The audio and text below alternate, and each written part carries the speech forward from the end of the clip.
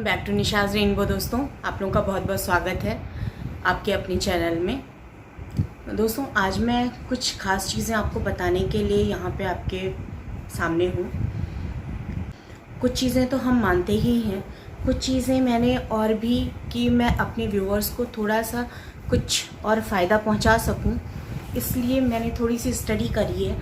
उसके बाद मैं आपसे ये बातें कर पा रही हूँ। तो जैसा कि आज शरद पूर्णिमा है और शरद पूर्णिमा आप सभी जानते हैं, हमारे यहाँ हिंदू धर्म में बहुत ज़्यादा मान्यता है इसकी। इस समय जो आज के दिन ऐसी मान्यता है दोस्तों कि आज जो चंद्रमा होता है, चंद्रमा अपने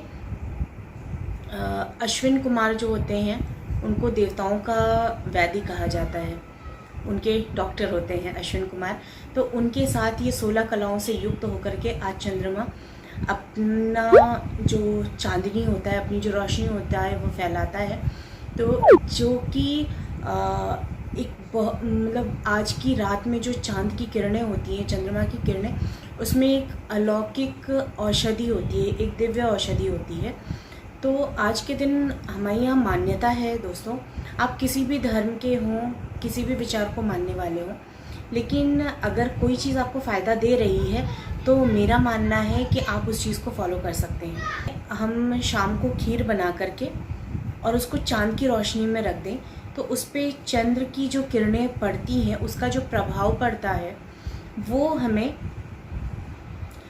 कई रोगों को नाश करने की शक्ति रखता है।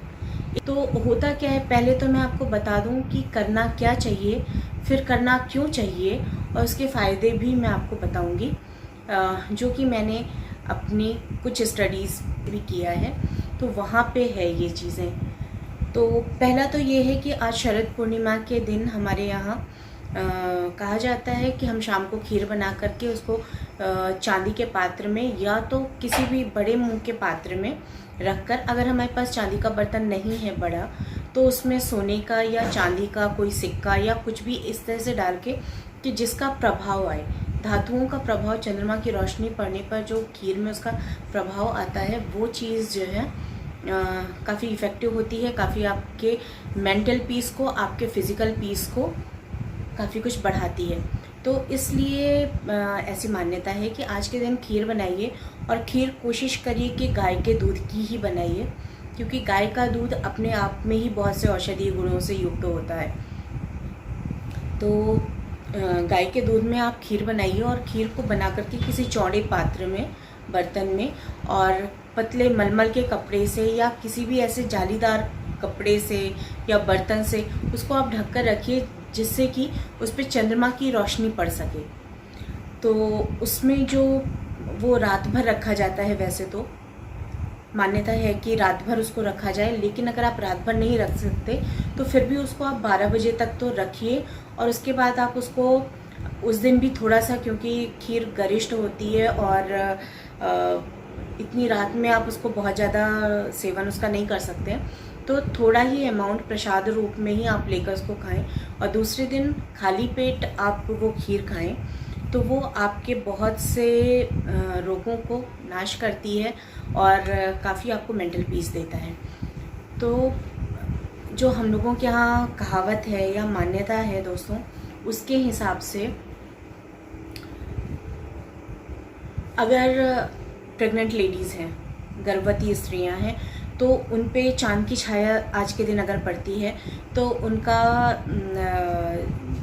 बच्चा जो भी है, जो आने वाला है संसार में, वो हृष्ट पुष्ट होता है। मानसिक रूप से जो परेशान लोग रहते हैं, उनको आज के चंद्रमा की रोशनी में 10-15 मिनट तक वॉक करनी चाहिए, वहाँ बैठना चाहिए, वहाँ थोड़ा सा कोशिश करिए कि योगा प्राणायाम अगर आप कर सके 10-15 मिनट के लिए, तो वो आपको काफ़ी मेंटल पीस पहुंचाता है, बहुत मानसिक शांति पहुंचाता है। और आप शारीरिक रूप से भी अगर परेशान हैं किन्हीं चीज़ों से, तो वो आपका टेंशन भी हो सकता है, आपकी शारीरिक अस्वस्थता भी हो सकती है। इस टाइप की चीज़ें हैं जिसमें कि आपको काफ़ी रिलीफ मिलेगा। और कहा जाता है कि दशहरे से लेकर के और शरद पूर्णिमा के बीच जो चांद होता है वो धीरे धीरे ताकतवर होता जाता है, और जो आज का चंद्रमा है वो बहुत से ज्वार भाटा जो उसमें समुंदर में आते हैं उसका भी बहुत बड़ा कारण होता है। तो हम ऐसा नहीं कह सकते कि हमारे ग्रहों का प्रभाव हम पर नहीं पड़ता। तो अगर चंद्रमा है और सूर्य है, ये हमारे प्रत्यक्ष देवता माने जाते हैं दोस्तों, जो कि हमें सामने से इफ़ेक्ट करते हैं और ये चीज़ें दिखती हैं, ये प्रत्यक्ष दिखती हैं। इनके लिए आपको प्रूफ अगर लेना है तो पंगा लेने वाली बात है। वैसे हम तो इस चीज़ को मानते हैं कि ये हमारे प्रत्यक्ष देवता हैं और इनके हानि लाभ, देखिए किसी भी धर्म में मानने वाले हों आप, लेकिन सूर्य ग्रहण पड़ रहा है, चंद्र ग्रहण पड़ रहा है, उन सब चीज़ों का इफ़ेक्ट आपके व्यक्तित्व पे, आपकी राशि पर, आपके ग्रह नक्षत्रों पे पड़ता है। तो इसीलिए आज के दिन जब चंद्रमा इतना बलवान होता है और साल में ये एक दिन है जिस समय चंद्रमा सबसे ज़्यादा प्रखर स्थिति में होता है, तो इस चीज़ को कोशिश करिए कि आपकी जो भी समस्याएं हैं, जिस भी तरीके की, आप उनको सॉल्व करने की कोशिश करिए, फिज़िकली या मेंटली। जो भी चीज़ें हैं, जिनको अस्थमा की या दमा की प्रॉब्लम होती है उनको भी लॉन्ग टाइम में रिलीफ देता है ये 10-15 मिनट प्राणायाम करना। और कहते हैं कि अगर आपको आँखों की ज्योति बढ़ानी है, आँखों का आपको रोशनी बढ़ानी है, तो आज के दिन आप चांद की रोशनी में सुई में धागा पिरोकर डालिए, उससे आपकी आँखों की रोशनी भी काफ़ी तेज होती है। तो ये कुछ एक बातें थी दोस्तों जो मान्यता है हमारे यहाँ, वो मैं आपसे शेयर करना चाहती थी, क्योंकि कोई भी अगर फ़ायदे वाली चीज़ मुझे मिलती है तो मुझे लगता है मुझे अपने सभी दोस्तों के साथ, सभी व्यूवर्स के साथ शेयर करना चाहिए। क्योंकि ऐसा नहीं है कि हम लोग बहुत प्रकांड पंडित यहाँ बैठे हुए हैं, बट ये है कि जो भी चीज़ें मुझे इन्फॉर्मेशन मिली इसके लिए, ये खीर तो मैं बना के बहुत सालों से रख रही हूँ, लेकिन इसके औषधीय गुण इस हद तक हैं ये मुझे नहीं पता था। आज मैंने कुछ स्टडीज़ की तो वो जो है तब मुझे पता चला, तो मैंने कहा कि ये चीज़ मैं आप लोगों से ज़रूर शेयर करूँगी। और अब ये पूर्णिमा हो गई, वैसे तो हर पूर्णिमा पे चंद्रमा बलवान होता है, और पूर्णिमा पे आप व्रत कर सके तो बहुत अच्छा है, या तो हर पूर्णिमा पे अगर आप खीर बना के भी प्रसाद रूप में ले सकें तो बहुत अच्छा है। लेकिन अगर नहीं कर पाते हैं तो साल में ये एक दिन शरद पूर्णिमा पे ज़रूर करिए। और नारियल आप सब जानते हैं, कच्चा नारियल जो हम लोग माता रानी को चढ़ाते हैं नवरात्रों में, तो ये भी मैंने कहीं पढ़ा है दोस्तों।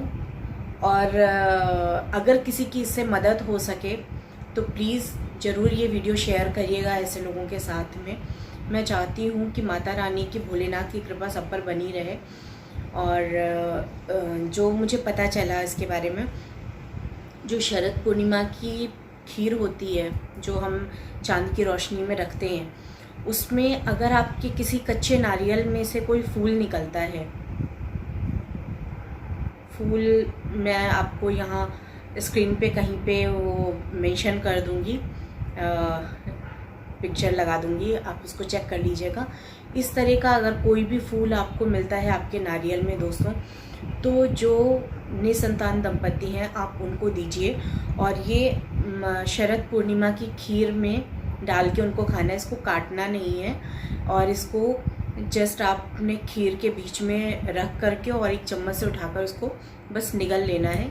और ज़्यादा बड़ा फूल हो तो पानी के सहारे निगल लीजिए, लेकिन कोशिश करिए वो डैमेज ना हो, और उसको निगल लीजिए। आपके आंगन में खुशियाँ ज़रूर आएंगी, ऐसी मान्यता है। और मैंने कुछ उदाहरण भी देखे हैं, तो इसलिए ये भी एक ये बहुत ज़रूरी लाइन थी दोस्तों। अगर आपको वीडियो अच्छा लगा हो तो लाइक, शेयर, सब्सक्राइब ज़रूर कर लीजिएगा। लेकिन अगर कोई भी कपल आप ऐसा जानते हैं कि जिन्हें ईश्वर ने अभी तक संतान नहीं दी है, तो उनको ज़रूर उन तक पहुंचाइएगा दोस्तों। और वो कोई भी हो सकता है, आप कहीं से भी किसी की खुशी का कारण बन सकते हैं, वो बनिए, किसी के दुख का कारण कभी मत बनिए। और इसी शुभकामना के साथ आगे वीडियो में मैंने आपके साथ खीर की रेसिपी भी शेयर की है, तो वो एक अनदर व्लॉग में जो मेरा डेली व्लॉग है उसमें भी जाएगा, बट ये थोड़ी सी इन्फॉर्मेशनल व्लॉग है। और अगर आपको पसंद आए तो ज़रूर लाइक कर दीजिएगा दोस्तों। और खीर की रेसिपी मैं आपको यहाँ डिटेल में बता दे रही हूँ, तो बने रहिएगा और लास्ट तक ज़रूर देखिएगा वीडियो। दोस्तों यहाँ पे आपके साथ मैं खीर की रेसिपी शेयर कर रही हूँ। थोड़ा सा घी डाला है मैंने यहाँ पर, और इसमें ये चावल है छोटे वाले खीर वाले, तो इनको 1.5 घंटा पहले मैंने भिगा दिया था। और यहाँ पे थोड़ा सा घी के साथ इसको फ्राई कर ले रही हूँ। और इसके बाद फिर मैंने यहाँ इसको फ्राई करने के बाद दोस्तों कुकर में डाल के बनाया था। कुकर में बहुत अच्छी खीर बनती है, आप भी ज़रूर ट्राई करिएगा। बहुत लोग बहुत तरीके से बनाते हैं, हर किचन में खीर बनने के बनती ज़रूर है अंदाज़, बट अलग अलग होते हैं। तो मैं कुछ इस तरीके से बना रही हूँ। थोड़ी देर इसमें चलाने के बाद मैं इसको कुकर में डाल दूँगी दोस्तों। और कुकर में 2-3 सीटी आने के बाद बहुत अच्छे से पूरे चावल गल जाते हैं, ना मुझे उन्हें पीसने की ज़रूरत पड़ती है, ना अलग से कोई और काम करना पड़ता है। अब आप यहाँ पर देखिए थोड़े से चावल हो गए हैं। अब इनको मैं अच्छे से फेंट दूँगी और उसके बाद इसमें मैं ऐड करूँगी शुगर। आप अपने टेस्ट के अकॉर्डिंग ही डालें, जैसा भी खाते हो। और शुगर से अगर आप नहीं खाना चाहते तो आप यहाँ पे खजूर भी पेस्ट बनाकर डाल सकते हैं पीस करके, और चाहे तो यहाँ पे गुड़ भी डाल सकते हैं, वो भी बहुत अच्छा टेस्ट देगा। और गुड़ और डेट्स ये दोनों ही हेल्दी ऑप्शन है अगर आप शुगर के साथ नहीं जाना चाहते तो। और यहाँ पे फिर मैंने ये ड्राई फ्रूट्स थोड़े से काजू बादाम और इलायची पाउडर और केसर के धागे और थोड़े से मैंने ये खरबूजे के बीज थे वो इसमें डाल दिया है, जिससे कि ये अच्छे से पक जाए इनके साथ में। और शुगर मेल्ट होने के साथ में ही ये सारे मसाले भी इसमें अच्छे से पक जाएंगे। तो ज़रूर बनाइए दोस्तों। और ये ड्राई फ्रूट्स ऑप्शनल हैं। यहाँ पर देखिए किशमिश भी मैं हमेशा धुल कर ही डालती हूँ, तो धुल के मैंने इसको पानी में थोड़ी देर डुबा के रख दिया है और अब इसको ऐड कर दिया है इसमें। तो ड्राई फ्रूट्स ऑप्शनल होते हैं, बट आज शरद पूर्णिमा के दिन आप कोशिश करें गाय के दूध का खीर बनाएं तो बहुत ही अच्छा रहेगा, उसमें काफ़ी अच्छे औषधीय गुण रहेंगे। और यहाँ पे मैंने गाय का दूध ऐड कर दिया है। मेंशन कर दूँ, या जो मुझे रेगुलर देखते हैं उनको पता ही होगा कि मेरे यहाँ केवल गाय का ही दूध आता है जो भी लेती हूँ मैं, तो मुझे इसमें कोई दिक्कत नहीं है। लेकिन त्योहारों के लिए आप ज़रूर इसको बनाएं जो दोस्तों, गाय के दूध में ही।